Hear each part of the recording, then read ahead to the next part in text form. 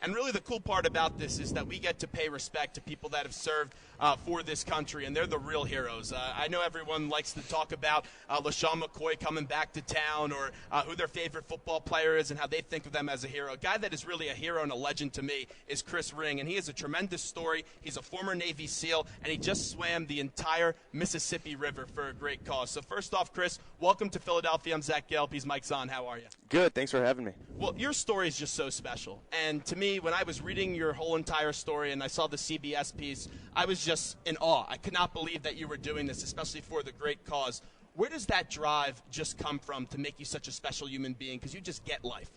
I don't know how special I am, but no, I just feel it's a calling to do something like this, because the organization Legacies Alive, we do an extreme challenge to raise awareness and to honor our fallen heroes, and just to raise awareness for what a Gold Star family is. So a Gold Star family is a family that's lost a loved one in service to the country, and not enough people know what a Gold Star family is, and we want to ensure that the legacies of our fallen heroes are forever alive and that everyone knows what that is, because we have what we have today because of the sacrifice that these families and these heroes paid. So really just felt so inspired and a calling to be able to take on a challenge like this. How'd you come up with this idea, and why choose to swim the Mississippi River? If you're going to do an extreme challenge, you got to do something that people are going to find extreme, and really it's just an avenue or vehicle to really bring people in. So you want something that's big enough that people are going to see it and really get drawn in to really spread the cause, and then swim the river. It goes right through the heart of America. You're able to connect with families along the journey, which is one of the biggest things. Just connect with as many Gold Star families as possible, and being able to do that, we connect with over 200 families. So it was truly an honor and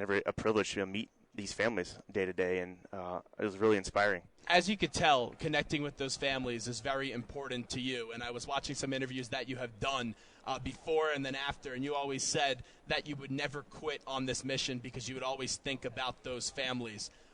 When you take a look at some of those families, and you got to meet them along the way, can you just share some of those experiences meeting those families? Yeah, so again, we met over 200 families, and every time that I had the privilege to meet a family, it was really a powerful moment. There was days that I would swim all day long, get out of this gross water, and there'd be a family waiting there for me, tears in their eyes, thanking me and hug me right away.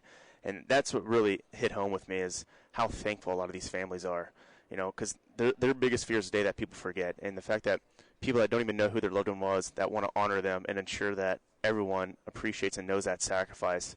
So, and we also have a kayak that goes with us down the river, and every time we had the privilege of meeting a family, they'd write the name of their loved one on the kayak, and that would travel down the whole length. So, when people see that kayak and all these names on this kayak, it just holds that much more weight, and people get a visual of the amount of families that are out there. So it really helped us spread that awareness too. And seeing how thankful these families are, that was really just an amazing and powerful moment for me every single time.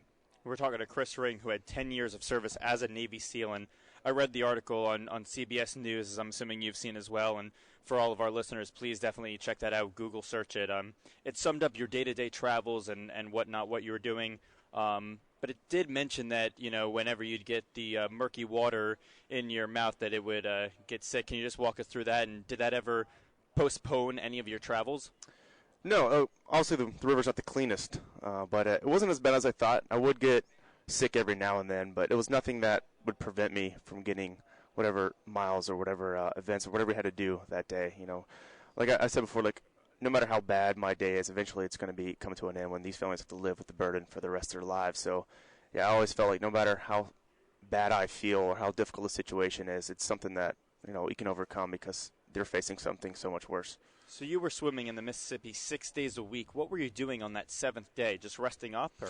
So the seventh day was like a recovery day as well as just moving, because we have so much other logistics going on outside of the swim. And then towards the end, started swimming 7 days a week just to get that distance in. And we tailor swimming around the opportunity to meet these families. So a lot of times we try to plan stuff that we can go travel and go meet other families on the journey, and then just really rest because it takes a toll. But day to day, just a lot of logistics going on. Take me through the end. When you see that the end is almost near, take me through those emotions, because I had to imagine it was an incredible sense of accomplishment, although you're being very humbled in talking about those families. But just for you personally, when you're almost done, you had to be so satisfied to get out, right? Yeah, looking up and seeing that little marker that signifies the end, it was really powerful, really, seeing that. Wow, it's hard to believe at first, very surreal that this is the end of the swim, because when you're going down the swim, it seems like there's no one inside. It's such a long river, but then when it's already over, like, wow, I'm done. But as soon as I crossed that line, bringing it back to families, the first thing I did was look up to see the boat that was holding the families. There's families from 8 different states that came together to be there with me at the finish, and looking over at them together, just cheering, having a great time, having that bond with each other. That was really the biggest achievement for me. How tough was it for you to be away from your family during this? There's good days and bad days, just being gone so much, because as soon as I went straight into the swim right after getting out of the service, so it was back-to-back. There was no gap in between. So being gone, that 6 months, I haven't been home back yet, but my wife got to come out a few times on the journey. She was there for the finish, so we still got to see each other and talk to each other, but you're still gone, day to day, being pretty busy. So it was rough, but it wasn't anything too crazy. We're spending a few minutes with Chris Ring, who joins us. Absolutely a tremendous story. So what's next for you? Is there another big challenge that you want to accomplish, or are you just resting for a little bit? I'm going to rest up for a little bit, but, like I said, we do an extreme challenge to really raise awareness. We're going to continue to honor these families. We're dedicated today as much as ever. So, we'll continue to look for what the next challenge is and continue to look for the next legacy challenge, to keep that momentum going and pass on the torch to someone else. And you're a real man, because take a look at him right now. You have this nice big beard. I would never be able to grow this beard in my life. I could try for the next 30 years, try to grow that beard, and I will never be able to produce the facial hair like you are. Are you going to keep the beard? For a little while longer. We'll see what the plan is for it here soon. I started when I started the swim, and we'll see what the future holds for it. After completing this, do you finally consider yourself a good swimmer? Because you had mentioned that you didn't think you were a good swimmer going into it. I'll say I'm a decent swimmer at this point. After so humble. After 2,300 miles, you get a little bit better at it. But I wasn't a long distance swimmer. I'm comfortable in the water, but being comfortable and swimming long distances, obviously 2 different things. But definitely adapted and kind of got used to the longer distances. Now I think the longest miles I put in one day was right over 28 miles.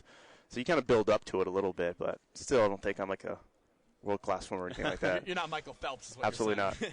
not. Is it just really that each day when evaluating how far you're going to go is just how your body felt? That was really difficult of getting like a start and stop point each day, because access to the river.